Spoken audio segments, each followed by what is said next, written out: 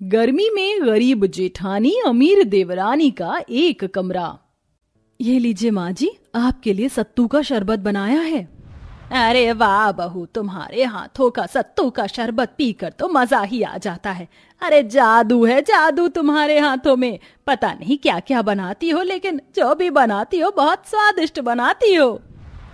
हाँ माँ जी, अब एक ही तो परिवार है मेरा, आप लोगों के लिए नहीं करूंगी तो किसके लिए करूंगी। तभी शिवानी का देवर काम पर से आ जाता है। अरे भाभी जी, सत्तू का शरबत सिर्फ माँ को ही पिलाओगी, मुझे नहीं पिलाओगी? हाँ हाँ बहू, इसे भी दे दे, अभी अभी गर्मी में काम पर से आया है। सत्तू का शरबत पिएगा तो थोड़ा सा इसको भी गले में ठंडा लगेगा। अभी लेकर आती हूँ माँ जी। शिवानी सत्तू का शरबत विक्रम को भी लाकर पिलाती है। आहा, क्या बात है, कितना स्वादिष्ट बनाया आपने सत्तू का शरबत। बस जब मेरी बीवी आएगी तो उसे भी यही सिखा देना। चिंता मत करो देवर जी, आपकी आने वाली पत्नी को तो मैं सब कुछ सिखा दूंगी, उसे अपनी छोटी बहन की तरह जो रखूंगी। अरे पहले रिश्ता तो मिलने दो, मैं तो सोच रही हूँ किसी अच्छे घर का रिश्ता मिल जाए तो अच्छा होगा। उसी वक्त घर पर पंडित जी आ जाते हैं। अरे बहन जी, रिश्ता तो मिल गया है। यह मानो जैसे आपके मुंह की कही पूरी हो गई हो। अरे बहुत अच्छे परिवार का रिश्ता लेकर आया हूँ, बहुत अमीर है लड़की। अच्छा पंडित जी, जरा फोटो तो दिखाना। जैसे ही शकुंतला फोटो देखती है, उसको लड़की पसंद आ जाती है। लड़की तो सही है, आप रिश्ते की बात करवा दो। लेकिन पंडित जी, आपको तो पता है ना, हम लोग थोड़ा गरीब हैं, ऊपर से हमारे पास एक ही कमरा है। लड़के के पिता से मेरी बात हो चुकी है, उन्हें बस मेहनती लड़का चाहिए, बाकी तो दान दहेज उनकी तरफ से बहुत आएगा। इतना कहकर पंडित जी चले जाते हैं। कुछ ही दिनों में रिश्ते की बात शुरू हो जाती है, जिसके बाद शकुंतला अपने बेटे की शादी एक अमीर घराने की बेटी से कराकर अमीर बहू घर लेकर आती है। अमीर बहू साथ में बहुत सारा दान दहेज भी लेकर आती है। देखो तो सही, हमारी तो लॉटरी निकल गई। देखो कितना सारा दान दहेज आया है। अरे बड़ी बहू की शादी में तो इसका 1/4 भी नहीं आया था। शकुंतला फूले नहीं समाती।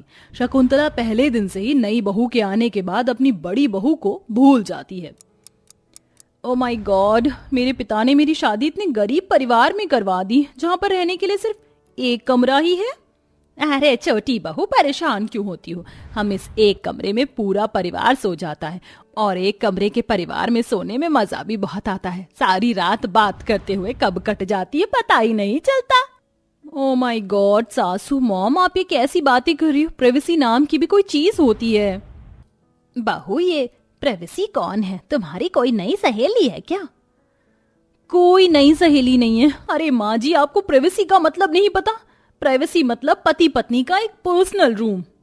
अच्छा ये बात है बहू, रुको अभी बना देती हूँ तुम्हारा पर्सनल रूम।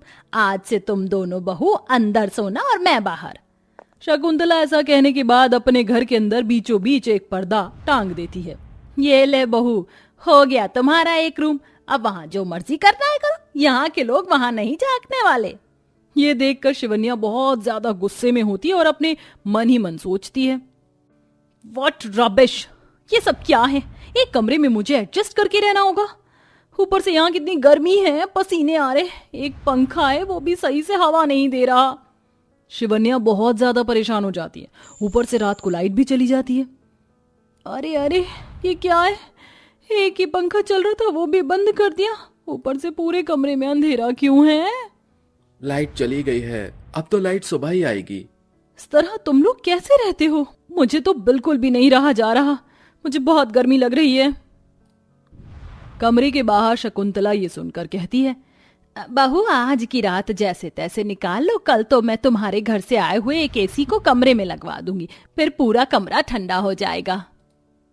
शिवन्या ये सुनते ही मन में कहती है, मेरे मायके से आया हुआ एसी मैं इन लोगों के ऊपर खर्च करूंगी? बिल्कुल भी नहीं।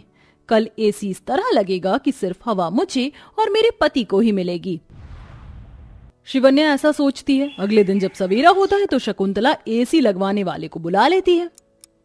अरे हमारी बहू एसी लाई है, एसी। अब तो हमारे एक कमरे में एसी लगेगा और अब पूरा परिवार एसी की हवा में रहेंगे।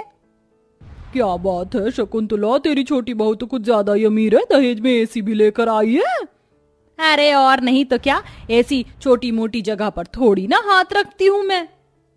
शकुंतला लंबी लंबी बातें फेंकने लगती है। तभी उसके पास उसकी बड़ी बहू शिवानी आती है। माँ जी, देवरानी अभी तक सो रही हैं, उन्हें कहीं उठ जाए।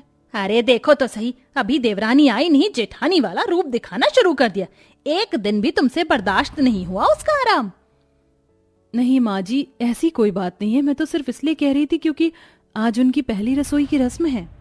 बस कर बहू, मैं सब जानती हूँ, ये तो तेरा एक बहाना है मेरी अमीर छोटी बहू से काम करवाने का। लेकिन कान खोल कर सुन ले, अब घर के काम मेरी छोटी बहू नहीं करेगी, तुझे ही करना होगा। लेकिन माँ जी।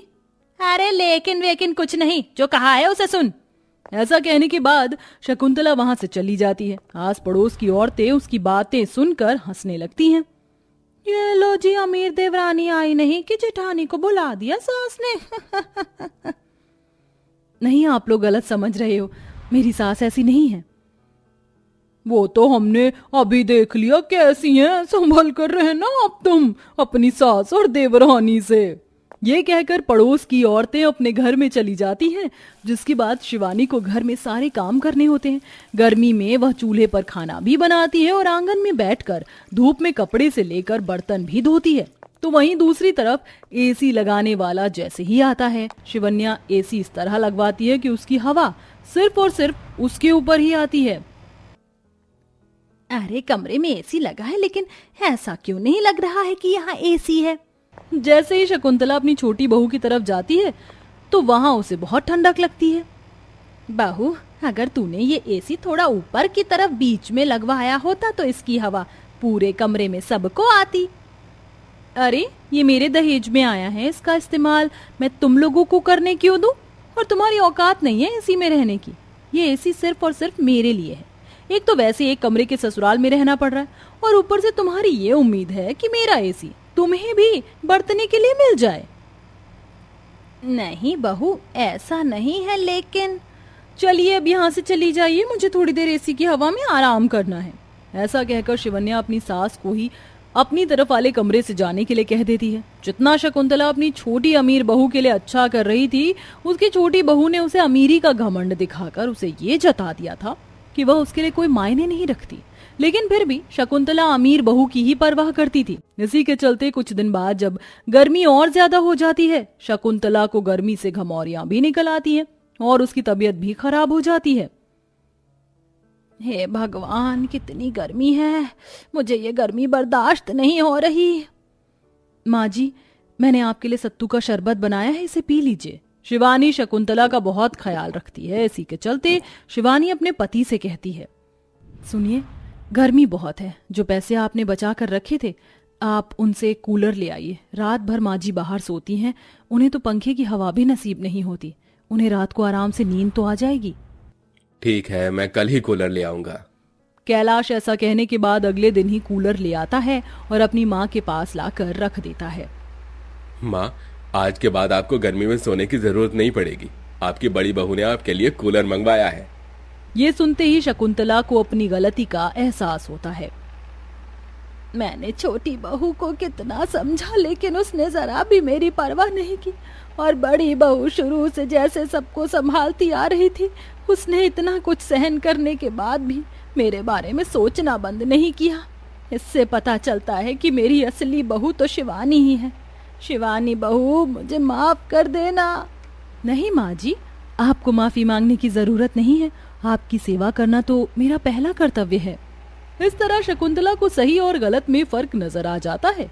उस दिन के बाद से शकुंतला अपनी बड़ी बहू के साथ बहुत प्यार से रहने लगती है।